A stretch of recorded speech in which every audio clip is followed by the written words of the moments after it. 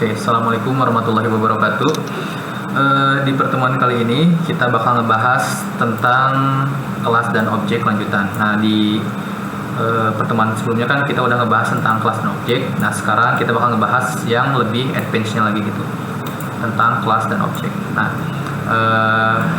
pertama kita bakal ngebahas tentang overloading ya. Nah, apa itu overloading? Intinya mah overloading itu merupakan sebuah konsep di mana suatu metode di dalam suatu kelas memiliki beberapa metode dengan nama yang sama, tetapi dengan argumen yang berbeda gitu. Nah, di sini ada overloading terhadap constructor, terus ada juga overloading terhadap metode itu sendiri. Nah, sekarang kita contohin dulu overloading terhadap constructornya. Nah, misalkan di sini kita punya sebuah kelas baru yang namanya kelas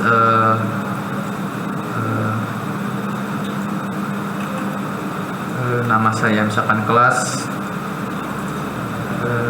nama demo. Oke, kayak gini misalkan. Terus di sini saya punya sebuah konstruktor dengan nama yang sama, nama demo. Nah, di sini kayak gini. Oke. Bentar, saya perbesar dulu. Nah, di sini saya punya kelas nama demo. Terus di sini juga saya punya satu lagi konstruktor dengan nama yang sama, tetapi argumen yang berbeda. Di sini saya memiliki sebuah argumen dengan tipe data string yang dengan variabel nama. Nah, misalkan di sini saya pengennya ini menampilkan hello world. Nah, kalau yang ini saya pengennya nampilin hello plus nama. Nah, kayak gitu. Nah, ini merupakan sebuah konsep overloading ya.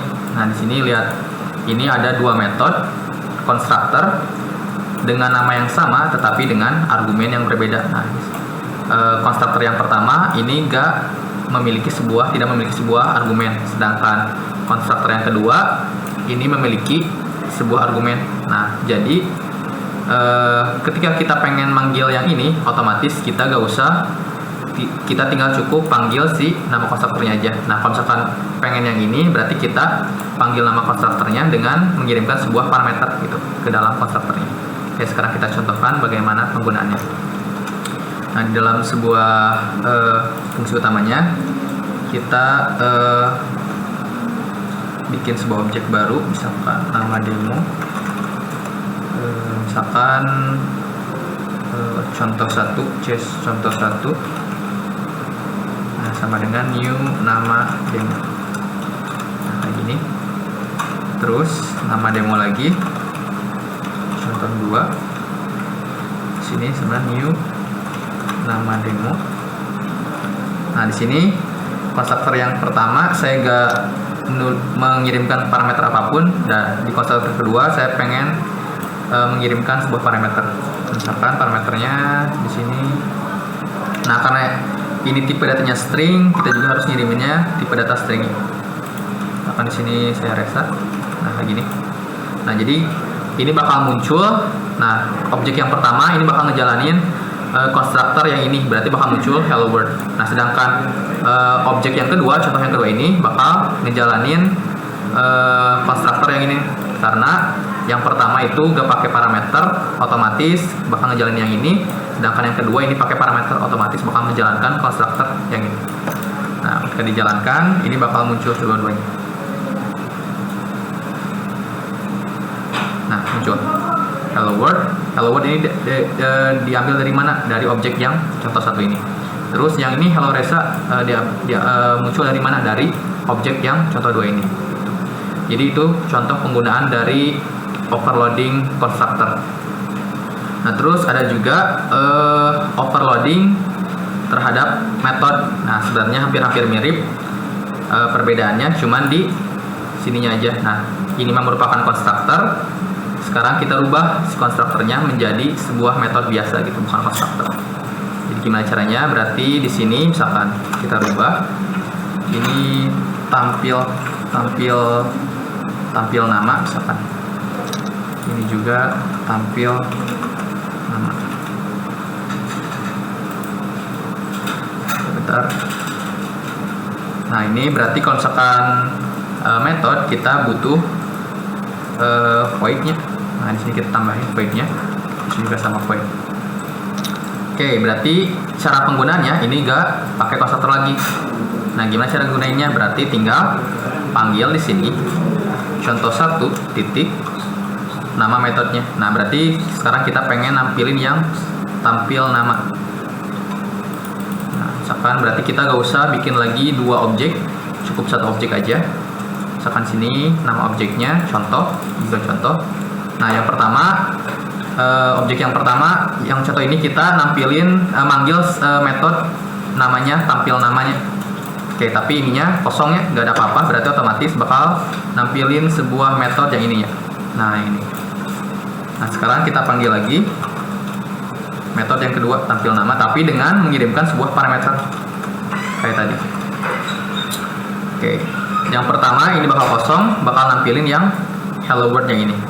Sedangkan yang kedua ini bakal nampilin yang ini, metode yang ini. Karena metode yang kedua itu ada argumennya, sedangkan yang pertama itu gak ada. Nah, otomatis ketika kita ngirimin parameter pasti bakal manggil yang ini. Oke, berarti ketika dijalankan ini bakal muncul kedua-duanya, hello world sama yang ini. Oke, kita save dulu terus kita jalankan. Nah, hasilnya tetap sama. Jadi sama-sama aja. Sedikit perbedaannya di metodenya. Yang pertama mah konstruktor, metode konstruktor, yang kedua mah metode biasa gitu. Kita bikin sebuah metode. Nah, ini gak terpaku, kita harus satu argumennya kita bisa beberapa argumen juga. Atau misalkan dalam satu argumen kita memiliki metode dengan nama yang sama, nih satu argumen juga sama, tapi tipe data dalam si argumennya itu berbeda. Nah, ini juga bisa. Misalkan integer umur. Nah, misalkan ini tetap tampil nama, hello umur saya umur. Nah, kayak gini. Nah, misalkan sini saya tampil lagi tampil nama. Nah, tapi yang ini ngirimnya sebuah parameter dengan tipe data integer, misalkan 20. Nah, kayak gini. Jadi tipe data dalam argumennya juga berpengaruh gitu. Walaupun ini sama satu argumen tapi tipe datanya berbeda, itu tetap bisa dikatakan overload ini. Gitu. Oke, itu untuk materi overloadnya. Sekarang kita beralih ke materi selanjutnya tentang tentang objek sebagai parameter. Jadi kan dalam ketika kita membuat sebuah metode, sebenarnya kita gak harus ngirimin sebuah variabel aja. Nah, kita juga dalam si parameter ini nih, dalam sebuah argumen ini kita bisa mengirimin sebuah objek gitu. Nah, gimana caranya? Sekarang kita contohin gimana caranya mengirim sebuah parameter sebagai objek. Mengirim objek sebagai parameter. Oke, di sini udah ada contohnya. Sekarang kita copyin dulu aja. Oke, kita copy kelas kotak. Oke, sekarang kita bikin dulu aja file Java yang baru, objek, misalkan namanya objek parameter. Kita save. Oke. Nah, misalkan sini kita copykan yang tadi. Yang ini juga kita copy. Oke. Oke, bentar, kelas kotak. Nah, ini kita hapus aja.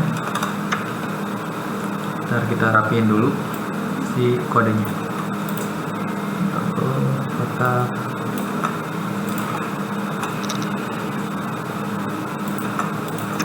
Oke.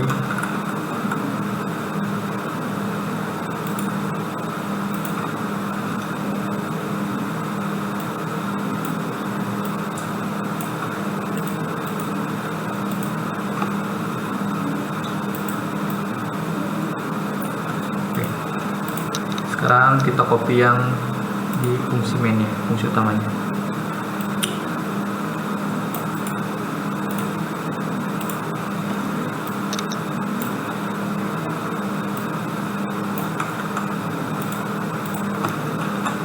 sekarang kita udah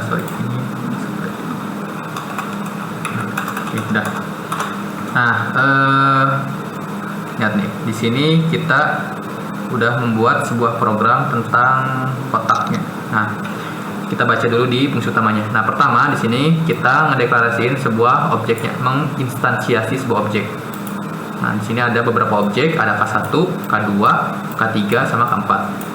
Nah, di setiap objeknya, K1 itu, nih di dalam setiap objeknya, setiap objek itu kita ngirimin sebuah parameter, 3 parameter ke dalam metode konstruktornya. Nah, di sini ada metode konstruktornya.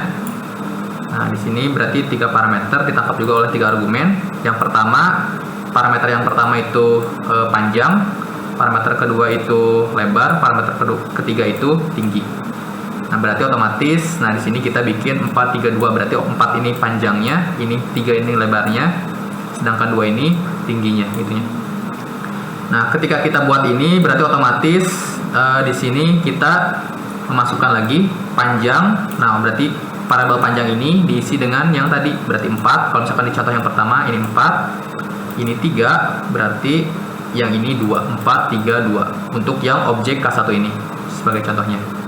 Nah, terus yang ini juga sama, cuman berbeda di si nilainya. Nah, di sini teh kita pengen ngecek nih apakah nilai dari K1 sama K2 itu sama. Nah, di sini cara ngeceknya kita menggunakan objek, mengirimkan objek parameternya. Nah, di sini lihat, kita tampilkan ke layar sistem printout. Terus di sini K1 kita panggil objek K1, terus kita panggil metode sama. Nah, di metode sama ini kita bikin metode, fungsi metode gitu ya, dengan tipe datanya boolean.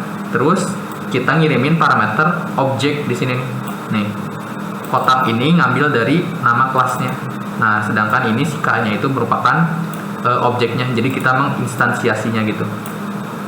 Nah, otomatis kalau gini kita juga harus mengirimkan sebuah objek ke dalam metode yang samanya, mengirimkan parameter objek gitunya. Nah, berarti di sini kita ngirimin objek nih. Nah, kan si K2 ini udah jadi objeknya. Nah, otomatis ketika kita mengirimkan K2 ke sini, nah berarti ditangkap sama argumen yang ini nih. Nah, kotak K ini. Otomatis sekarang si K ini nilainya itu bisa mengakses yang ininya, si K2 objek ini. Nah, di sini lihat K titik panjang apakah sama dengan dis panjang, berarti K yang ini merupakan K2 yang ini. Nah, K2 yang ini panjangnya berapa? Berarti panjangnya itu 6. Terus dis panjang. Nah, dis panjang ini teh ngambil dari mana? Dari panjangnya yang si K1. Nah, berarti yang K1 itu panjangnya berapa? K1 itu panjangnya 4. Nah, apakah sama? Tentu bedanya. Nah, kalau beda, ini lihat pakai operator dan K lebar. Sekarang kita lihat K lebarnya. K1 3, K2 itu 5. Sorry, K2 itu 5, K1 itu 3. Nah, terus dicek lagi sama tingginya.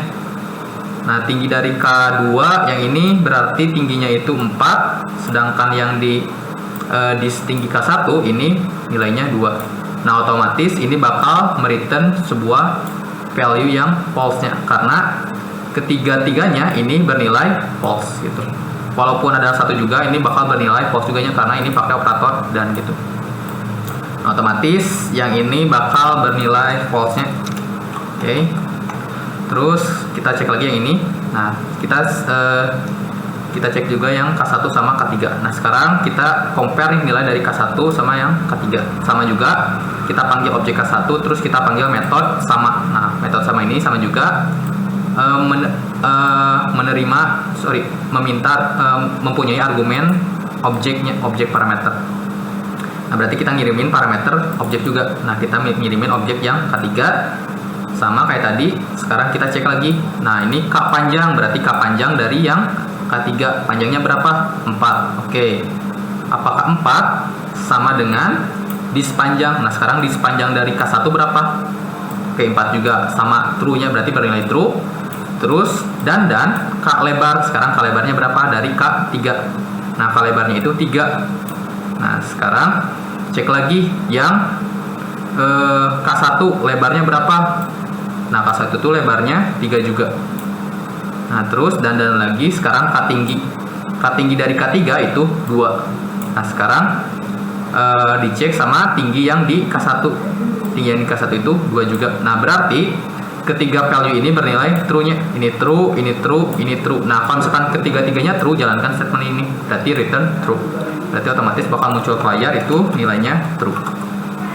Nah, sekarang kita compare lagi nih. K2 sama K4 apakah nilainya sama? Oke, sekarang kita compare. K2 memanggil objek sama. Oke, berarti yang ini K2. Sekarang K4. Oke, berarti kita ngiriminnya parameter yang K4. Berarti kita lihat aja di sini, weh. Nah, lihat nih, K2 panjangnya 6. Ini juga K4 panjangnya 6. Lebarnya 5. Ini juga K4 lebarnya 5. Terus tingginya 4. K4 juga nilainya 4 juga tingginya. Nah, berarti otomatis ini bakal true. Nah, otomatis yang bakal muncul ke layar kayak gini, false, true, dan true. Nah, kayak gini. Kita coba save. Oke, kita coba lagi. Kita save. Sekarang kita jalanin.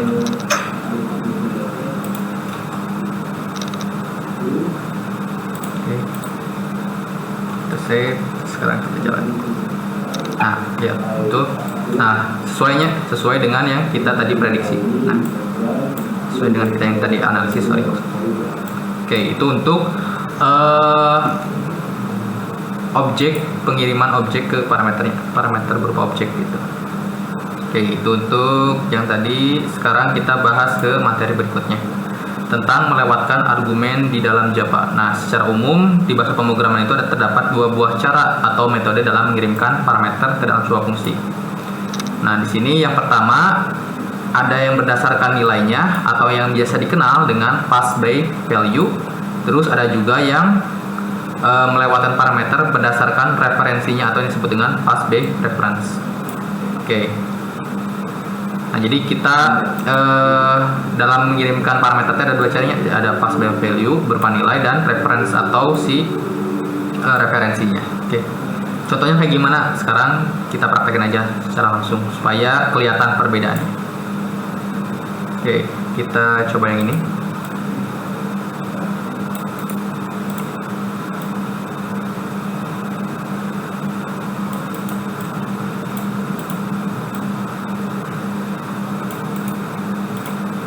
Ya, berarti kita coba bikin lagi sebuah file baru, misalkan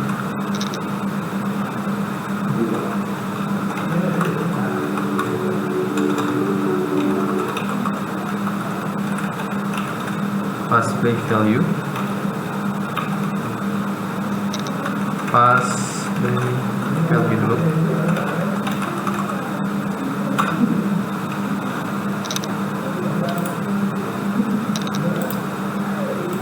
Nah, di sini kita copy yang contohnya.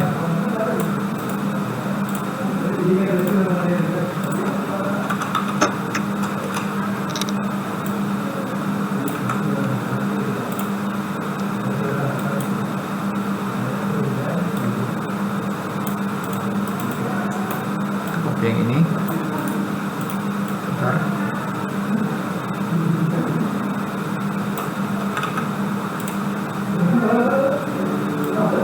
Oke, kita copy lagi yang ini.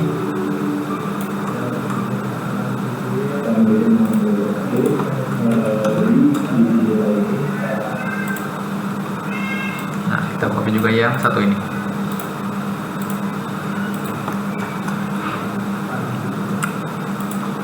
Oke, sekarang kita udah copy codingannya.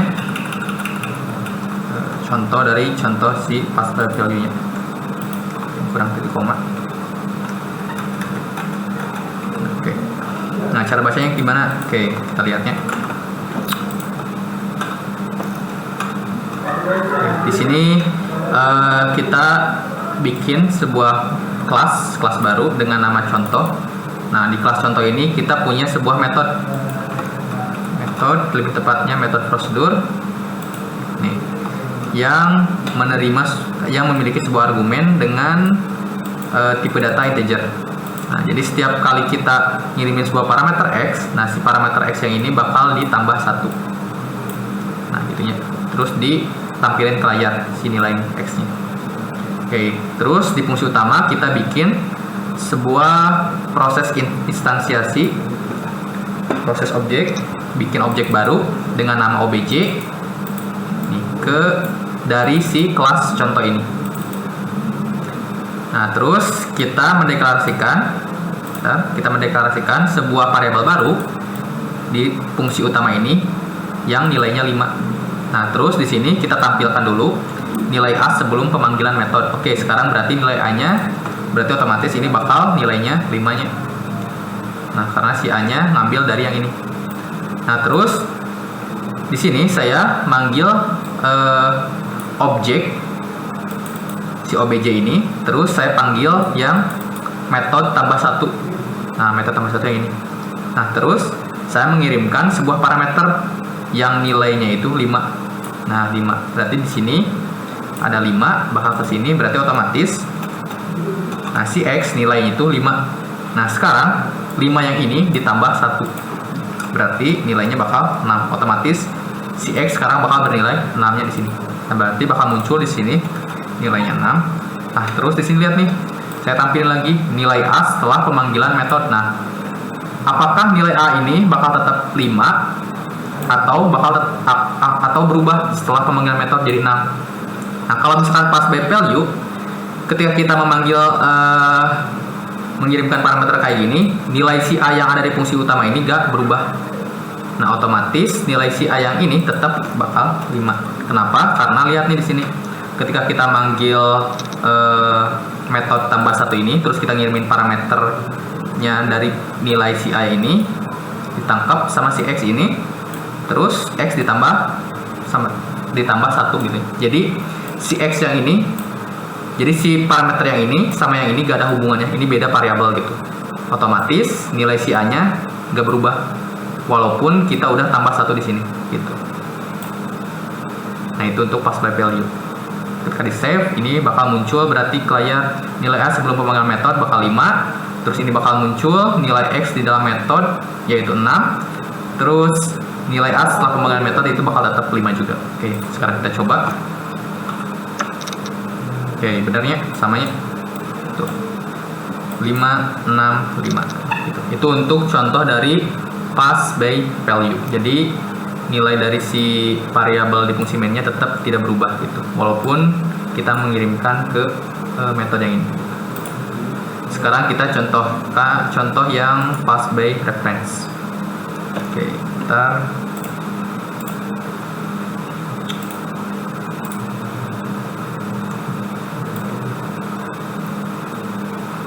copy yang ini contohnya.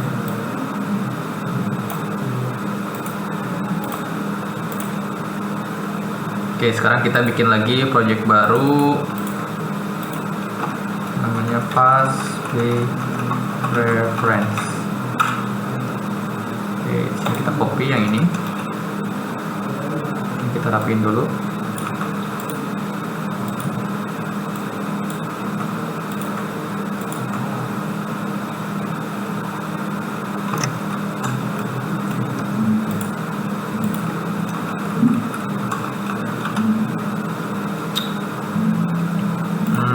Sekarang kita copy yang di fungsi utamanya.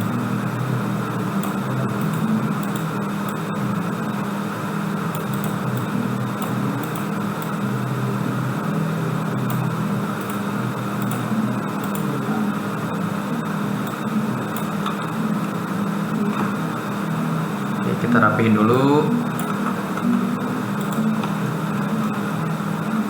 Kita rapihin juga yang ini. Oke. Nah, ini contoh dari program pass by reference. Sekarang kita baca alur dari si programnya kayak gimana. Nah, pertama kita bikin sebuah kelas baru dengan nama contoh. Terus di dalam kelas ini terdapat sebuah properti yang namanya B dengan tipe data integer. Terus ada sebuah konstruktor yang memiliki argumen dengan nama B, tipe datanya integer. Terus di sini setiap kali kita ngirimin sebuah parameter bakal ditangkap sama variabel B ini, terus bakal dikirimkan nih. Nah, ini pakai keyword this-nya nih yang kemarin kita udah bahas di pertemuan sebelumnya. Berarti this ini menuju ke B yang ini. Nah, sedangkan B ini menuju ke sini. Berarti otomatis ketika ngirim ini bakal mengisi disk B bakal diisi dengan nilai si B yang ini, gitu. Nah, B ini bakal diisi dengan nilai yang B yang ini. Nah, terus di sini kita punya sebuah metode ya, yang melewatkan parameter berdasarkan referensi. Nah, lihat. Kalau misalkan pas reference, kita ngirimin argumennya itu berupa objek. Nih, objek lagi kayak yang tadi. Nah, berarti di sini kita panggil nama objeknya yaitu contoh, terus kita panggil kelasnya yaitu contoh, terus kita nama objeknya itu apa? Nah, di sini nama objeknya itu O, gitunya. Nah, terus di sini O titik B berarti kita akses ke yang B yang ini. Setiap kali kita manggil ini bakal ditambah satu kayak yang tadi, sama kayak yang di pass by value ini. Cuman yang tadi mengirimnya variabel biasa, kalau misalkan yang ini ngirimnya berupa argumen objek gitu. Oke, nah cara pemanggilannya juga sama kayak tadi. Nah, di sini kita menginstansiasi sebuah objek dengan nama obj.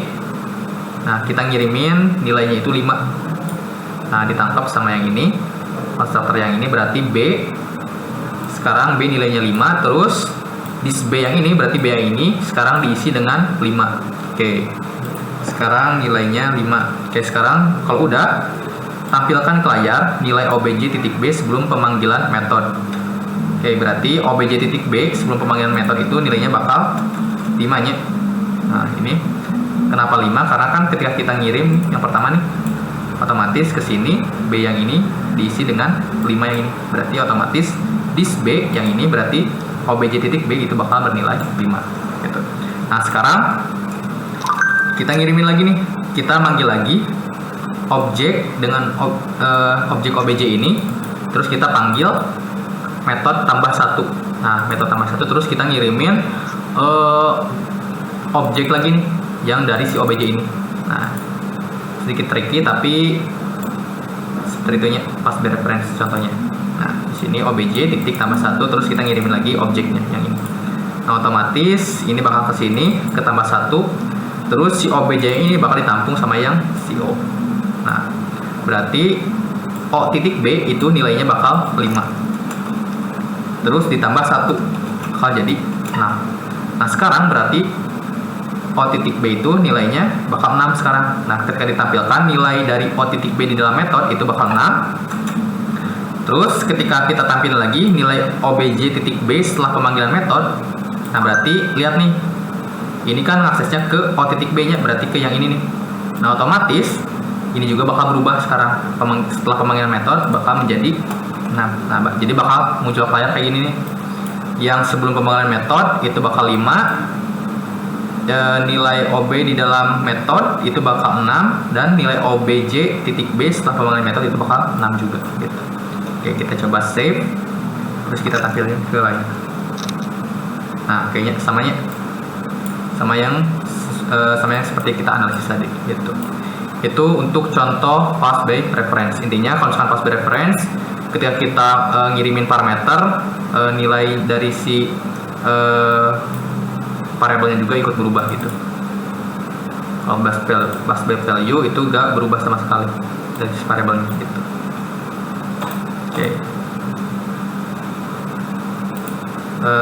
Oke, itu untuk pembahasan pass by reference dan value. Sekarang kita ke materi berikutnya tentang objek sebagai nilai kembali.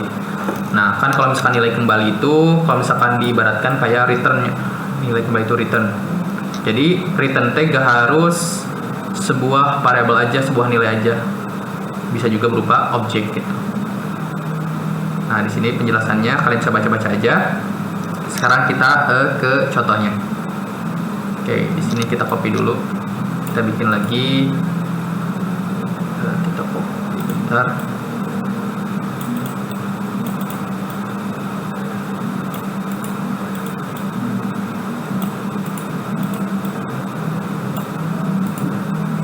Oke, copy. Sekarang kita bikin lagi file baru dengan nama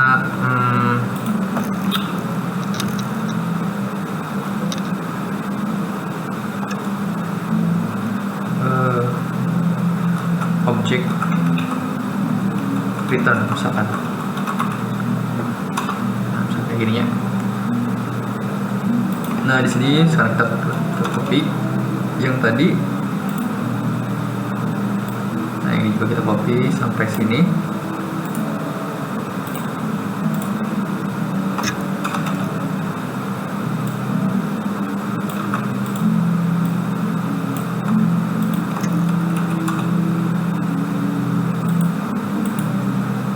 Kita rapiin dulu si codingannya.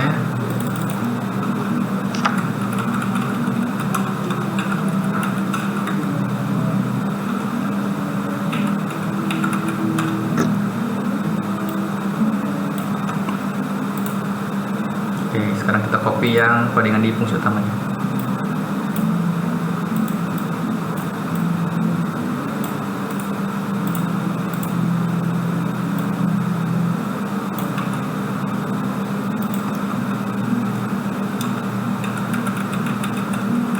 Rapiin codingannya. Oke, ini belum beres codingannya. Kita copy lagi.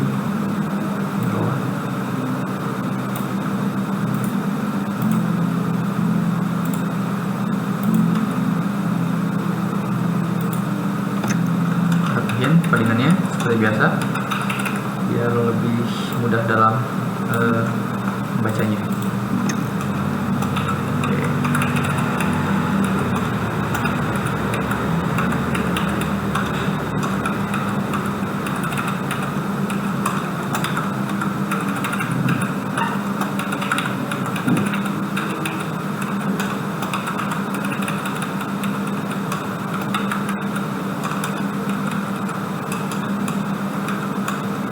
Oke, nah kalau udah, sekarang kita analisis codingan. Nah, ini contoh program dari yang tadinya objek return atau objek nilai kembalian. Nah, di sini misalkan kita udah bikin sebuah kelas dengan nama kotak. Terus di dalamnya terdapat 3 properti, yaitu panjang, lebar, tinggi. Terus terdapat konstruktor sama kayak tadi. Terdapat konstruktor dengan argumennya 3 argumen dengan tipe data ketiganya itu double, terus dengan nama V, L, sama T. Nah, masing-masingnya di sini setiap konstruktornya bakal ketika kita mengirimkan panjang, V-nya ini bakal dimasukkan ke dalam properti panjangnya ini. Nah, yang lebar bakal dimasukin, yang L ini bakal dimasukin ke properti lebar ini, sedangkan yang T ini bakal dimasukin ke properti tinggi yang ini. Oke, clear yang ini. Sekarang di sini juga ada sebuah metode dengan nama hitung volume yang mereturn nilai dari panjang kali lebar kali tinggi. Oke. Terus di sini juga ada sebuah metode. Nah, tipe datanya lihat nih, tipe datanya berbeda sekarang. Tipe datanya itu objek. Objeknya tipe datanya dari objek ini, dari kelas ini. Otomatis ini teh metode objek nih. Yang argumennya juga di sini terdapat sebuah argumen int m. Nah, lihat variabel m. Nah, otomatis kalau misalkan ini objek, kita juga harus mereturn sebuah objek. Nah, di sini lihat nih, kita meninstansiasi sebuah objek dari kelas kotak dengan nama objeknya itu temp. Nah, lihat. Terus di sini kita ngirimin parameter panjang dikali m, lebar dikali m, tinggi dikali m.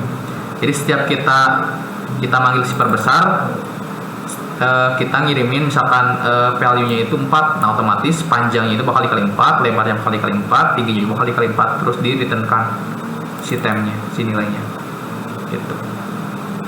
Oke, kita baca di fungsi utama. Nah, di sini kita menginstansiasikan 2 objek dengan nama k-original sama k-baru. Nah, di sini yang k-original itu kita mengirimkan 4, 3, 2 nilainya, panjangnya 4, lebarnya 3, tingginya 2. Terus di k-baru kita juga manggil k-baru ini, kita manggil k-original titik perbesar. Nah, sekarang k-original titik perbesar ngirimnya 2. Nah, otomatis sekarang berarti ke sini k-baru itu isinya yang perbesar ini. Kotak temp, new kotak panjang kali m berarti 2, berarti di sini 4 kali 2 itu 8, panjangnya 8. Lebarnya itu 3 kali 2 itu lebarnya 6, terus tingginya itu 2 kali 2 berarti 4. Nah sekarang otomatis K baru nilai panjang lebar tingginya itu panjangnya 8, lebarnya 6, tingginya 4 untuk yang si K baru. Oke, berarti ini lihat, tampilkan ke layar nilai pada objek K original. Nah sekarang kita lihat sistem out print line panjang, berarti panjang dari K original ini bakal 4. Oke, 4 berarti menuju ke sini. Ini K original berarti ke sini. Panjang, masukin ke panjangnya. Lebarnya itu bakal 3, berarti ke sini. L ke sini ke lebar itu 3. Terus tingginya itu bakal 4. Nah, karena ke sini terus ke sini. Oke, 4. Samanya 2 bukan 4. Oke. Nah, terus K original panggil hitung volume. Nah, otomatis ke sini ke hitung volume yang ini. Nah, terus si hitung volume ini mereturn panjang kali lebar kali tinggi. Nah, otomatis returnnya panjang kali lebar kali tinggi dari K original yaitu panjangnya 4, lebarnya 3, tingginya 2. Otomatis di sini 4 kali 3 kali 2 kali 2. Nah, otomatis bakal bernilai 12, 24 berarti. Oke, benarnya 24, 4 kali 3, 12 kali 2, 24. Oke, sip. Sekarang kita lihat nilai pada objek K baru. Nah, K baru berarti panjangnya, nah lihat yang tadi, panjangnya itu 8. Kenapa 8? Karena yang tadi nih, ketika kita manggil, si K baru itu isinya K original titik perbesar. Nah, ini kenapa bisa kayak gini? Karena ini returnnya sebuah objeknya. Jadi bisa gitu. Ke original titik perbesar, ngirimnya 2 berarti ke sini yang tadi. New kotak panjang kali M. Tadi panjangnya itu 4 dikali 2 yang ini berarti 8. Otomatis ini bakal 8. Sekarang K baru lebar berarti yang tadi pas perbesar lebarnya dikali M. M-nya itu berarti 2 berarti 3 kali 2 itu bakal 6. Terus K baru tinggi yang tadi berarti yang ini 2 dikali 2 itu bakal 4. Nah sekarang K baru titik hitung volume, panggil hitung volumenya dari si K baru, otomatis bakal mereturnkan panjang kali lebar kali tinggi yang ini nih. Nah sekarang kan panjangnya itu yang K baru itu 8 kali 6 kali 4. Oke, sekarang coba kita kalkulator berapa. 8 kali 6 kali 4. Oke, berarti bakal muncul ke layar itu 192. Nah, kayak gini. Nah, ini bakal muncul ke layar yang K baru 192. Oke, sekarang kita cobanya. Kita save, kita jalanin ke layar. Oke, samanya tuh. 4, 3, 2, 24, 4, 3, 2, 24, terus 8, 6, 4, 192. 8, 6, 4, 192. Oke. Nah, itu contoh dari return sebuah objek. Nah, return sebuah objeknya di yang sini, yang ini, garis bawah ini. Oke. Sekarang kita lanjut lagi ke materi berikutnya. Nah, tentang mendefinisikan kelas di dalam kelas. Nah, jadi di dalam sebuah kelas juga kita bisa bikin juga sebuah kelas lagi. Jadi ada inner class gitu. Oke, ini untuk contohnya. Oke. Misalkan kita bikin lagi, kita gak pakai contoh yang di modul, kita bikin sendiri aja inner class, contoh inner class. Nah kayak gini kita jalanin. Oke, inner class demo aja deh. Nah, inner class demo. Nah, misalkan di sini kita bikin kelas dengan nama outer class. Oke. Terus di sini kita bikin lagi, kita misalkan bikin sebuah properti integer x nilainya 10. Kita bikin properti integer x nilainya 10. Terus kita bikin lagi di sini kelas dengan nama inner class. Kayak gini. Nah, yang di dalam inner class ini terdapat sebuah properti juga dengan nama Y sama dengan 20. Oke. Nah, terus Nih, kita udah bikin sebuah kelas dalam kelas. Nah, terus gimana caranya kita ngakses si inner class ini? Oke, caranya sama. Kita deklarasiin dulu, kita bikin dulu sebuah objek dari si outer class. Outer class, misalkan namanya outer, new outer class. Oke, ini. Terus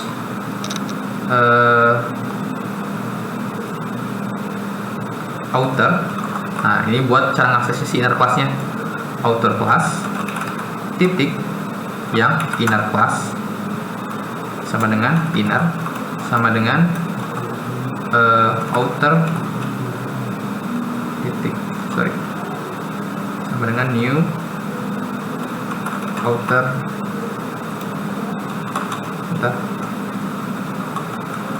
sama dengan outer titik new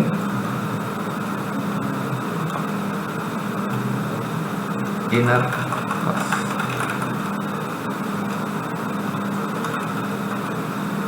Nah, kayak gini. Nah, berarti otomatis sekarang kita bisa manggil si X ini lewat objek yang outer. Nah, misalkan si out ke layar kita panggil nilai X outer. Nah, berarti tinggal outer titik X. Nah, udah ada. Terus sekarang kita tampilin ke layar yang nilai Y yang berada di si inner class.